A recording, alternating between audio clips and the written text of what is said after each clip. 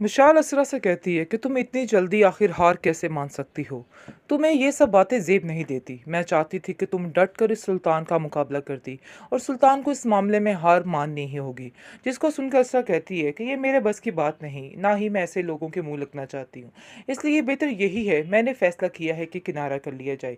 इसके अलावा और कोई ऑप्शन भी नहीं है। इसलिए मैंने अपने घर वालों को जाकर सारी बात बता दी। आज तक मैंने कोई भी बात ऐसी शेयर नहीं की जिसकी वजह से हमारे घर की बेइज्जती हो, लेकिन अब ये सब कुछ करना बहुत ज़्यादा ज़रूरी हो चुका था। मशाल कहती है, हाँ, ये सब बातें तो बिल्कुल ठीक है, लेकिन फिर भी मैं तुमसे कहना चाहूँगी कि बड़े तरीके के साथ तुम हर चीज़ को हैंडल करना। ऐसा ना हो कि सब कुछ तुम्हारे हाथ से जाता रहे। आगे से आप देखेंगे कि सच को कहती है कि आगे मेरे हाथ में क्या था, कुछ भी नहीं। इसलिए अब इन सब बातों का अफसोस करना बिल्कुल नहीं बनता है, और तुम भी इन सब बातों को लेके बिल्कुल भी परेशान मत हो। ये सारी बात जो है पहुंच जाती है तलत के पास। तलत काफ़ी ज़्यादा हैरान होती है और कहती है कि आखिर मुझे तुमसे इस कदर बेवकूफ़ाना यानी कि अहमकाना हरकत की उम्मीद नहीं थी। तुमने बहुत बड़ी गलती की है ये कदम उठा के।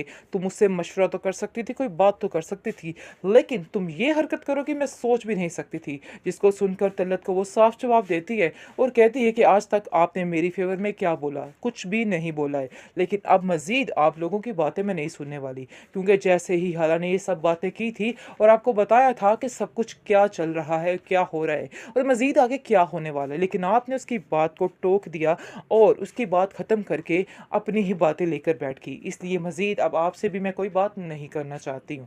जिसको सुनकर आप देखेंगे कि तलत को इस बात का एहसास हो जाएगा कि वाकई कहीं ना कहीं असरा बिल्कुल सच बोल रही है। असरा की बातों में हकीकत है, इस चीज़ का अंदाज़ा उसको बखूबी हो जाता है। इसलिए वो खामोश हो जाती है और कहती है कि तुम फिक्र मत करो, इस बात को बढ़ावा मत दो, मैं खुद जाकर सुल्तान से बात करूंगी। मुझे यकीन है कि वो मेरी बात ज़रूर मानेगा। लेकिन आप देखेंगे किस तरह कहती है कि अब किसी बातों की कोई गुंजाइश नहीं बची, ना ही मैं आपको आगे भेजना चाहती हूँ और आप दोनों के दरमियान दंगा फसाद मचाना चाहती हूँ। मैं चाहती हूँ कि यानी कि जो कुछ हो रहा है इसको बस अब ख़त्म किया जाए। इसलिए आपको भी कोई बात करने की या कोई बहस करने की ज़रूरत नहीं है। मैं जैसा करना चाह रही हूँ मुझे अब वैसा ही करने आप दीजिए। किसको इस घर में लेके आना चाह रहे हैं ये सारा कुछ तो मुझे भी पता है। अगर मेरी माँ ने सच कह दिया, सारा कुछ सच सामने लेके आ गई, तो आपको इतना बुरा लग रहा है कि आप उनके बारे में इस तरह गलत अल्फाज यानी कि बातें कर रहे हैं। मैं आपको इस चीज़ की इजाज़त कभी भी नहीं दूंगी कि आप उनके बारे में इस तरह की बातें करें। मेरी हद तक ठीक था जो था, लेकिन अब ऐसा कुछ भी नहीं होने वाला है। बस मैं आपसे यही कहना चाहती हूँ कि अपनी ज़बान को थोड़ी सी लगाम दें, क्योंकि ये ज़बान जो है एक दिन बहुत बुरे तरीके से आपका बुरा हश्र होने वाला है। क्योंकि जब ये बात सरवर भाई को पता चलेगी कि आप उनकी माँ के बारे में ये सब कुछ कर रहे हैं, तो वो आपको कभी भी माफ़ नहीं करेंगे। कभी भी इस चीज़ के लिए आपको माफ़ी नहीं मिलेगी। जिस पर वो कहता है कि तुम क्या समझ रही हो कि मैं तुम्हारे घर वालों से डर गया हूँ या मुझे इनका कोई खौफ है। ये अगर समझ रही हो तो अपने दिमाग से ये बात निकाल दो, क्योंकि ऐसा कुछ भी नहीं। मुझे ना तो उन लोगों का कोई खौफ है और ना ही कुछ और। इसलिए बेहतर यही है कि आइंदा तो तुमने इस दफ़ा तो तुमने मुझे डराने की कोशिश कर दी उनका नाम लेकर, लेकिन आइंदा से ऐसी कोई भी बात मत करना, क्योंकि मैं अब कुछ भी नहीं सुनने वाला। अगर किसी को कोई मसला ज़्यादा है तो वो इस घर में जा सकता है, मैं किसी को नहीं रोक रहा। और मैं तुमसे वादा करता हूँ तुम्हें बिल्कुल भी मसले में खड़ा नहीं करूँगा, बल्कि तुम्हारी मदद करूँगा ताकि तुम इसरार की ज़िंदगी में वापस लौट जाओ। तुम्हें बिल्कुल भी टेंशन लेने की ज़रूरत नहीं, क्योंकि वो तो ऑलरेडी तुम्हारा आइडल है, तो तुमसे बहुत ज़्यादा प्यार भी करता है। जिस पर वो कहती है कि मैंने आपसे ऐसे कभी नहीं कहा है, लेकिन ये लहदा बात है कि आपने हर बात को उल्टा मतलब देकर उसका उल्टा मतलब ही निकालना होता है। बहरहाल जो आपने समझना है समझिए, मुझे अब अपनी सफाई में कुछ भी बात करने की ज़रूरत नहीं है। सरवत बेगम ने सुल्तान की ऐसी अकल ठिकाने लगाई है कि वो आगे से बात करने से पहले 10 दफ़ा तो सोचेगा कि उसे ये बात करनी चाहिए कि नहीं करनी चाहिए। उल्टा आकर वो असरा के बारे में इस तरह की बातें कर रहा था और बार बार इसरार को अंदर लेके आने की कोशिश कर रहा था, जिसकी वजह से उसकी माँ को काफ़ी ज़्यादा गुस्सा आ गया, क्योंकि वो हकीकत तो सारी जानती है कि आखिर किस पाँव बिक रही है, बाहर क्या हो रहा है क्या नहीं हो रहा। लेकिन वो लोग खामोश थे। इसका मतलब ये नहीं था कि उनकी खामोशी का नाजायज़ फ़ायदा उठाया जाता, लेकिन अब सरवत ने उसको ऐसी दो टोक बातें सुनाई है जिसकी वजह से उसकी अकल ठिकाने आ चुकी है और उसको पता चल चुका है कि आगे किस लहजे में और किस तरीके से और किस वक़्त क्या बात करनी है। और आप देखेंगे कि बहुत ज़्यादा गुस्से में आ जाता है सुल्तान और उसको समझ आ जाती है कि सारी लगाई बुझाई जो है वो असरा की है। इसलिए वो घर बड़े गुस्से से आके असरा को कहता है कि तुमने अपना जो काम करना था वो कर लिया है, जिस पर असरा काफ़ी हैरान और परेशान होती है, क्योंकि उसको तो इस चीज़ का इल्म ही नहीं होता कि आखिर क्या चल रहा है, इसकी कैसे जलालत हुई है और क्या हुआ क्या नहीं।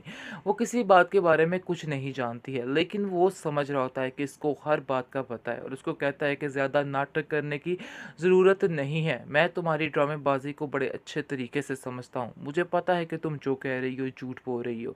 आगे से वो कहती है, मुझे वाकई में किसी बात का कुछ पता नहीं है, लेकिन उसको कहता है सुल्तान कि घर की बातें जो निकली हैं सारा कुछ तुम्हारी वजह से ही हुआ है, तुमने ही घर की सारी बातें जाकर अपने घर वालों से की हैं, तो उन्हें इन बातों का इल्म हुआ, वरना उन्हें कैसे पता चलता कि क्या हो रहा है क्या नहीं हो रहा। आगे से वो समझाने की कोशिश करती है कि शायद आपको इस चीज़ का अंदाज़ा नहीं कि वो लोग भी इसी शहर में रहते हैं और आपके चाल चलन से वाकिफ़ हैं, और सारी दुनिया जानती है। ये अलहदा बात है कि कोई बात मुंह पे करे या ना करे, लेकिन इंसान के जो अंदर होता है वो सबको सब पता होता है। आप देखेंगे कि तल्लत जो है वो भी काफ़ी हैरान है और कहती है कि आप लोगों की लड़ाई और चिक चिक ने मेरा दिमाग ख़राब करके रख दिया है। पता नहीं कौन सा दिन आएगा जब आप लोगों के दरमियान सुलह होगी। मुझे तो समझ नहीं आ रही सुल्तान कि आखिर ये क्या चल रहा है मसला। इस माजरे को ख़त्म क्यों नहीं करते हो? क्यों अपने दिलो दिमाग से ये अना का पर्दा, अना की पट्टी क्यों नहीं हटाते हो? आगे से सुल्तान कहते हैं कि आपको हमारे मामलात में बोलने की बिल्कुल भी ज़रूरत नहीं है। हाँ, अगर आपको कुछ कहना है तो असरा को समझाइए, क्योंकि आपका फ़र्ज़ बनता है कि आप असरा को सारी बातें समझाएँ। क्योंकि उसको असल में गुस्सा सरवत का है कि सरवत ने इस तरह से किस लहजे में उससे बात की है, वो इस चीज़ को कभी नहीं भूल पा रहा है, और उसके दिल में बार-बार वो बातें तीर की तरह चुभ रही हैं कि आखिर ये क्या हुआ और क्या ना हुआ।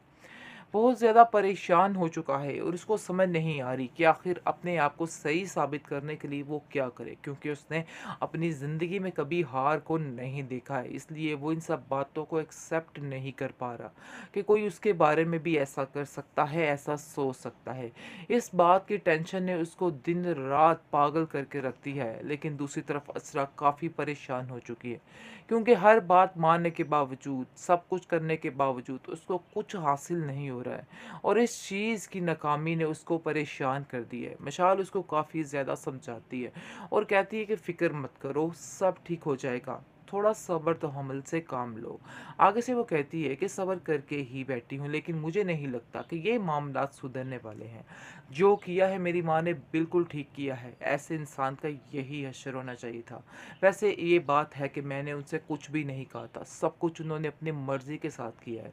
मैं किसी बात को नहीं जानती थी। काफ़ी सफाइयाँ दवाइयाँ पेश कर रही हैं वो मिशाल के सामने। लेकिन मिशाल कहती है कि तुम चाहे जो मर्ज़ी कर लो, तुम्हारी किसी बात का किसी को कोई फ़र्क नहीं पड़ेगा। इसलिए ये सब बातें करना बिल्कुल बेबुनियाद है।